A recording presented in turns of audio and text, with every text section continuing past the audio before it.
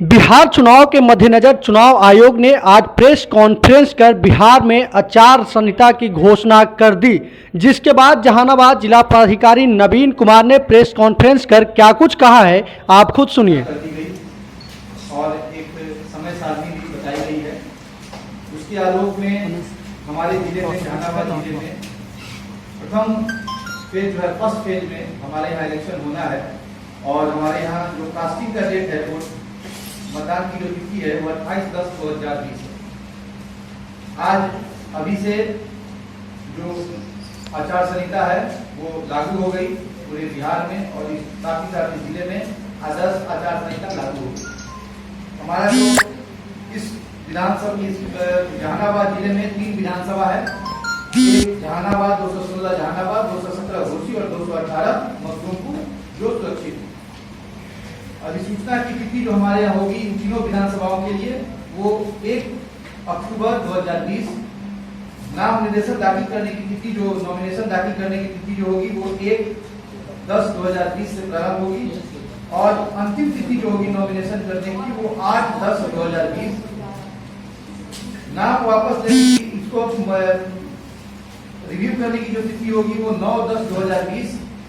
नाम वापस लेने की जो तिथि होगी वो 12/10/2020, और मतदान की तिथि 28/10/2020। इसके बाद बाकी 2 चरणों का जो चुनाव है वो बिहार में होगा, और मतगणना की जो तिथि होगी वो 10 नवंबर 2020, और निर्वाचन की जो पूरी प्रक्रिया है वो हम लोग 12 नवंबर 2020 में समाप्त करेंगे। आप सभी लोगों को जानकारी है कि 3 विधानसभा में कुल 7 ब्लॉक्स आते हैं, और एक नगर परिषद और एक नगर पंचायत आता है। टोटल जो हमारा वोटर्स पॉपुलेशन जो हमारा है वो 2011 के सेंसस से 11,25,313 है, और जो हम लोग प्रोजेक्टेड पॉपुलेशन जो लेते हैं वो 13,85,000 है। इसमें जो हमारे 1,000 से ज्यादा जितने भी जिन मतदान केंद्रों के मतदाता थे, वहां हम लोगों ने ऑक्सिलरी बूथ सहायक मतदान केंद्र बनाया है, ताकि जो फिजिकल डिस्टेंसिंग है और कोविड नॉर्म्स जो है उसका पालन करने के लिए निर्वाचन आयोग के डायरेक्शन पे, तो वो एडिशनल इस बार 323 मतदान केंद्र नए बने हैं, ऑक्सिलरी मतदान केंद्र बने हैं, और इस तरह टोटल मतदान केंद्रों की संख्या 1180 हो गई। हमारे तीनों मतदान केंद्रों के लिए अलग अलग आरोप हैं। 216 जहानाबाद के लिए निखिल धनराज जो यहाँ मंडल पदाधिकारी हैं वो हैं। घोसी के लिए मोहम्मद सुबाजुल्ला जी हैं जो भूमि सुधार उप समाहर्ता है डीसीएल जहानाबाद, और 218 मखदूमपुर के लिए अरविंद मंडल जी हैं जो जहानाबाद। इनके अलावा हमारे हर एक विधानसभा में सहायक निर्वाचित पदाधिकारी हैं, एआरओज हैं, वो प्रखंड विकास पदाधिकारी, अंचलाधिकारी या कार्यपालक पदाधिकारी के रूप में, वो सूची आप लोगों को मिली हुई है। विधानसभा वाइज यदि हम देखते हैं तो जहानाबाद में कुल मतदान केंद्र जो है वो 436, घोसी में जो कुल मतदान केंद्र है वो 383, और मखदूमपुर में 361, टोटल 1180 है। हमारा जो इसमें जेंडर रेशियो जो है मतदान विधानसभा में वो जहानाबाद में 910, घोसी में 918, और मखदूमपुर में 910 है। हमारे जो सर्विस वोटर्स हैं वो टोटल 4495 है। उसका विधानसभा डिटेल हम लोगों ने दिया है यहाँ। इसके अलावा आलोक में आदर्श आचार संहिता के दौरान अभ्यर्थी के द्वारा वाहन, लाउडस्पीकर, सभा आदि की स्वीकृति प्राप्त करने हेतु अनुमंडल। तो अभी आप सुन पाए कि बिहार के नेता प्रतिपक्ष तेजस्वी यादव ने किस प्रकार से सरकार पर हमला बोला है, किसानों के पक्ष में बोला है। अभी के लिए बस इतना ही। लगातार खबरों के साथ बने रहने के लिए देखते रहे बिहार लाइव 7। आवेदन की जो अद्यतन स्थिति होगी वो सुविधा कैंडिडेट ऐप पे उसको देखा जा सकता है। सामान्य रूप से जो हमारे इलेक्शन एजेंट हैं वो निर्वाची पदाधिकारी को प्रपत्र 1 के माध्यम से स्थल के बारे में अपना आकर रिक्वेशन दे सकते हैं। जो नॉमिनेशन में जो चेंज आया है, पहले 5 व्यक्ति आया करते थे नॉमिनेशन देने, इस बार 2 व्यक्ति ही आएंगे और गाड़ियों की संख्या भी 2 ही होगी। इसके अलावा जो नॉमिनेशन है वो ऑनलाइन भी वो लोग लोड कर सकते हैं नॉमिनेशन फॉर्म को, और उसको बाद में लाके यहाँ किसी के माध्यम से जमा करा सकते हैं। साथ ही साथ जो पर्ची कटती थी पहले, वो भी ऑनलाइन पैसा जमा कराया जा सकता है। लास्ट इसके पहले वाला जो इलेक्शन था उसी के अनुसार 1950 हमारा सक्रिय है, जो अभी ऑफिशियल जो टाइमिंग है उस टाइमिंग में है। 1-2 दिन के अंदर वो 24/7 हो जाएगा, जहां पे किसी तरह की शिकायत या कोई सलाह या किसी तरह का की जानकारी 1950 से दी जा सकती है। सभी मतदान केंद्रों पर पेयजल, रैंप, रोशनी, शौचालय आदि की व्यवस्था रहेगी। लेकिन कोविड-19 को देखते हुए इसके अलावा भी वहां पे सभी बूथों पे सैनिटाइजर, हाथ धोने के लिए साबुन, पानी और थर्मल स्क्रीनिंग करने के लिए थर्मल स्कैनर रहेंगे। और सभी मतदान कर्मी या जो हमारे पोलिंग पर्सन्स हैं या पुलिस ऑफिसर्स हैं, सभी लोगों का थर्मल स्कैनिंग किया जाएगा, उसके बाद ही वो मतदान केंद्र में प्रवेश कर पाएंगे। इसके अलावा सभी मतदान जो मतदाता होंगे उनको हम लोग एक ग्लव्स मुहैया कराएंगे, ताकि उस ग्लव्स को पहन के वो अपना जो वोट कास्ट करना है वोट कास्ट करेंगे। साथ ही साथ यदि बिना मास्क के कोई व्यक्ति आएंगे तो उनको मास्क भी उपलब्ध कराया जाएगा, लेकिन वो लिमिटेड होगा मास्क। जो व्यक्ति बिना मास्क के आएंगे उनको हम लोग मास्क देंगे। पूरे जिले में आज से 144 लागू हो जाएगा। इस बार एक और चेंज है, PWD वोटर और 80 साल से ज्यादा के जो हमारे वोटर्स हैं उन लोगों को हम लोग पोस्टल बैलेट पेपर के माध्यम से भी वोट करने का ऑप्शन देंगे। इसके लिए 5 दिन पूर्व उनको अपना एक एप्लीकेशन देना होगा, अपनी एक सहमति देनी होगी कि हम घर से ही वोट करना चाहते हैं। उसके आधार पर हमारे कर्मी जाके वो वोट कास्ट कराएंगे। आदर्श आचार संहिता का पालन कराने के लिए MCC कोषांग का गठन पूर्व में ही हो चुका था और वो एक्टिव आज अभी से एक्टिव हो गया है। और जो भी आदर्श आचार संहिता का जो पालन कराना है उसके लिए ब्लॉक स्तर पर CO नामित हैं और हमारे जिला स्तर पर SDM और हमारे जो कोषांग के जो प्रभारी हैं वो हैं इसके लिए, जिसपे सुनवाई प्रारंभ है और केस टू केस स्टडी करके लगाने की कार्रवाई की जाएगी। इसके अलावा हमारे सभी विधानसभाओं के लिए 117 सेक्टर ऑफिसर और सेक्टर पुलिस पदाधिकारी हैं, जो लोग लगातार भ्रमण कर रहे हैं और इंडिपेंडेंटली वो लोग अपना रिपोर्ट यहाँ समर्पित करेंगे। और उस समर्पित रिपोर्ट के आधार पे अन्य लोगों पे भी जो किसी भी तरह से इस इलेक्शन को प्रभावित करने की साजिश या इलेक्शन को प्रभावित करना चाहेंगे, उन लोगों पर हम लोग 107 बॉन्ड डाउन करेंगे और जरूरत पड़ेगी तो आगे की कार्रवाई उसमें की जाएगी। हमारे साथ वीडियो सर्विलांस टीम और फ्लाइंग स्क्वाड टीम आज से एक्टिव हो गई। सभी जगहों पे चेकिंग प्रारंभ कर दिया गया है। कल से नाका की जिले के नाका को सीलबंदी भी की जाएगी और विभिन्न स्थानों पर रैंडमली बिना सूचना के हमारे FST टीम जो है उसके द्वारा छापामारी की जाएगी और साथ ही साथ वाहनों की चेकिंग की जाएगी, ताकि कोई भी व्यक्ति जो इलीगल कार्यों में संलिप्त पाए जाएंगे उनकी गिरफ्तारी और उनके वाहनों की जब्त करने की कार्रवाई की जा सके।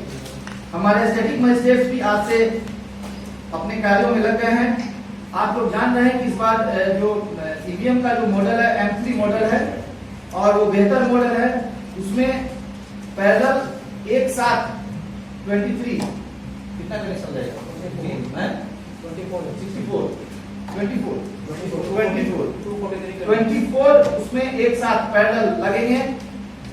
पैरेलल हम लोग उसमें लगा सकते हैं DU, ताकि जितना भी हमारे वोट अभ्यर्थी हो उसमें कोई परेशानी नहीं होगी। साथ ही साथ इसमें बैटरी जो लगाने की कार्रवाई है, बैटरी निकालने की जो बात है वो अलग एक स्लॉट दिया गया है, उसके लिए एक अलग स्थल दिया गया है कि बिना हम कनेक्शन को डिस्कनेक्ट किए हुए या उसको सील को बिना तोड़े हुए ही हम बैटरी चेंज कर सकते हैं। पूर्व की भांति जो हमारा ब्रजगिरी होगा वो एसएस कॉलेज में होगा और काउंटिंग भी एसएस कॉलेज में ही कराया जाएगा, सोशल डिस्टेंसिंग का पालन कराते हुए। इसके अलावा हमारे जो वापसी श्रमिक हैं उन लोगों को हम लोगों ने चिन्हित किया है। वो हमारे पोर्टल पे जितने वापसी श्रमिक थे 13,000 कुछ हमारे पोर्टल पे थे, उन सभी लोगों का हम लोगों ने 1-to-1 सर्वे करवाया है और उसमें जो व्यक्ति 18 साल से ऊपर के थे और जिनका ईपी कार्ड नहीं बना हुआ था सभी लोगों को फॉर्म 6 अप्लाई करा दिया गया है सभी विधानसभाओं में। और यह काम निरंतर जारी भी है और कोई जारी है कि कहीं पे कोई छूटा हुआ तो नहीं।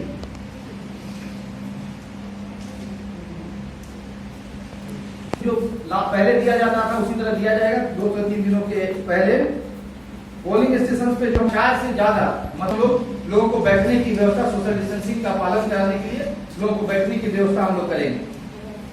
हाँ, और साथ में जो वोटर्स हमारे होंगे मतदान केंद्र के अंदर जाते ही घेरा बना रहेगा, उस घेरा को हम पालन करते हुए उस घेरे में ही वो खड़ा होंगे और घेरा में खड़ा होकर धीरे धीरे आगे बढ़ के अपना वोट देंगे। जहां पे आवश्यकता पड़ेगी वहां हम लोग टोकन सिस्टम भी प्रारंभ कराएंगे। इसमें एक और बात है कि जो व्यक्ति कोविड पॉजिटिव या जिनका टेम्परेचर हाई पाया जाएगा उन्हें जो हमारा समय है उसकी जो अंतिम 1 घंटे का समय है उसमें उनको वोट कराया जाएगा। कोई भी वोटर हमारे वोट देने से वंचित नहीं रहेंगे। सभी बूथों पर विकलांग लोगों के लिए और अन्य वृद्ध लोगों के लिए हम लोग वोटर फैसिलिटी पर्संस नियुक्त करेंगे। सभी पोलिंग स्टेशन पे 2-2 और वो लोग उन लोगों को लाकर जो लोग आकर खुद वोट देना चाहेंगे पोलिंग स्टेशन पे वो देंगे। साथ ही सभी पीडब्ल्यूडी और वृद्ध जनों के लिए सभी बूथों पर हमारे व्हील चेयर रहेंगे वहां पर, ताकि उस व्हील चेयर के माध्यम से वो लोग आकर अपना वोट दे सकते हैं। जो जहानाबाद की जनता से और आप लोगों से भी अपील करेंगे कि इस जिले में जिस तरह से लोकसभा का चुनाव हम लोगों ने कराया, आप लोग भी चुनाव के सकारात्मक पहलुओं को सामने रखते हुए सकारात्मक रूप से इस चुनाव में आप लोग भागीदार रहें। और साथ ही साथ जहानाबाद की जनता से मेरी अपील होगी कि कभी भी किसी भी पॉलिटिकल पार्टी या किसी भी कैंडिडेट, किसी भी प्रत्याशी के बहकावे में आकर इस तरह का कोई गलत काम या कोई गैर कानूनी काम या कोई गैर कानूनी कार्रवाई नहीं करें जिससे कि प्रशासन और पुलिस को मजबूर होकर उस पर सख्त कार्रवाई करनी पड़े। आप लोग जान रहे हैं कि पूरे देश की और पूरे विश्व के का नजर बिहार के चुनाव पे है, विधानसभा चुनाव पे है जो कोविड में कराया जा रहा है। तो इसमें सभी जहानाबाद वासियों से हमारी अपील होगी कि आप लोग अपना वोट कास्ट करें, सिर्फ अपना वोट कास्ट करें और अपने से खुद से मतलब रखें, किसी के बहकावे में ना आए, अन्यथा पुलिस और प्रशासन इसमें कठोर कार्रवाई करेगी। और आगे भी जो इसमें हम लोग का जो नॉर्म्स आया हुआ है उसके अनुसार इस बार थोड़ी और कराई है। और बिना मास्क के जो व्यक्ति पाए जाएंगे, आज से एक बात और लोग बता रहे थे आप लोग को कि 144 और ये जो हमारा आदर्श आचार संहिता लागू हो गया, तो अभी तक तो एपिडेमिक एक्ट में मास्क नहीं पहनने पे हम लोग दर्ज कर रहे थे, कार्रवाई कर रहे थे। लेकिन अब आदर्श आचार संहिता और जो हमारा गाइडलाइन है उसके आलोक में भी हम लोग उसमें धारा में भी हम लोग कार्रवाई सुनिश्चित करेंगे। इसलिए एक मैसेज आप लोग के माध्यम से पूरे जिले में ये भी जाना चाहिए कि अब मास्क नहीं पहनने वालों को ये एक और प्रॉब्लम हम लोग करेंगे कि वो निश्चित रूप से मास्क पहन के धारा को बता देते हैं। मैडम प्लीज आचार संहिता लागू होने के बाद जहानाबाद एसपी मीनू कुमारी ने क्या कुछ कही है, आप खुद सुनिए। काफी विस्तार से सभी पहलुओं को टच करते हुए सारी व्यवस्था के संदर्भ में बताया गया है। मुझे नहीं लगता है कि मेरे बताने लायक कुछ सभी शेष है। मैं बस इसमें इतना ही ऐड करना चाहूंगी कि जो भी विरोधात्मक कार्रवाइयां होती हैं जो इलेक्शन के समय हम लोग लेते हैं उसको हम लोग काफी गंभीरता से पूर्व से ही कर रहे हैं और आज से और ज्यादा गंभीरता से उसको करेंगे। उसी क्रम में 107 की कार्रवाई, 116 की कार्रवाई, 100 इसका डिटेल जिलाधिकारी द्वारा बताया गया, उन सब पे हम लोग काम कर रहे हैं, लगातार काम कर रहे हैं। नक्सल प्रभावित जो लोकेशन थे, जो पिछले लोकसभा चुनाव में थे, उसकी संख्या बिल्कुल उतनी ही है। इस बार उसमें कोई भी परिवर्तन नहीं किया गया है। फर्क सिर्फ इतना हुआ है कि कुछ मतदान केंद्रों की संख्या बढ़ी है, क्योंकि किसी भी मतदान केंद्र पर 1000 से ज्यादा व्यक्ति वोटर नहीं हो, ये मानदंड रखा गया है चुनाव आयोग के द्वारा। उसी के आरोप में ये व्यवस्था की गई है। हम लोगों ने लगभग 85 कंपनी पैरामिलिट्री के लिए डिमांड किया है, डिमांड प्लेस किया है, और हम लोग उम्मीद करते हैं कि उतना हमें दिया भी जाएगा चुनाव आयोग की तरफ से। प्रत्येक मतदान केंद्र पर पैरामिलिट्री डेप्यूटेड रहेगी स्टैटिक फोर्स के रूप में।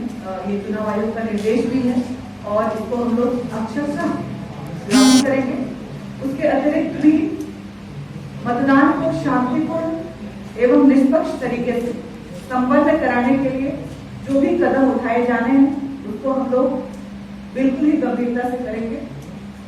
और इसमें मीडिया का, जहानाबाद के लोगों का या अन्य एजेंसी का भी सहयोग अपेक्षित है। आप सूचना एकत्र अगर कहीं से भी मिलता है, कोई इनपुट मिलता है जिससे किसी प्रकार की प्रशासनिक कार्रवाई की आवश्यकता है, तो डेफिनेटली इसको हम लोगों तक पहुंचाएं। हम लोग बिल्कुल उस पर तुरंत ही एक्ट करेंगे। आज से सारी चीजें जो एसएसटी है, नाका है, बॉर्डर सिविल एजेंसीज है, सारी चीजें आज से एक्टिव हो गई हैं। तो जितना भी इनपुट हम लोगों को मिलेगा, उतनी ही ज्यादा सहायता मिलेगी मतदान को सही तरीके से कराने में। हम लोग जिला प्रशासन और पुलिस प्रशासन न सिर्फ शांतिपूर्ण बल्कि निष्पक्ष चुनाव कराने के लिए प्रतिबद्ध हैं। धन्यवाद।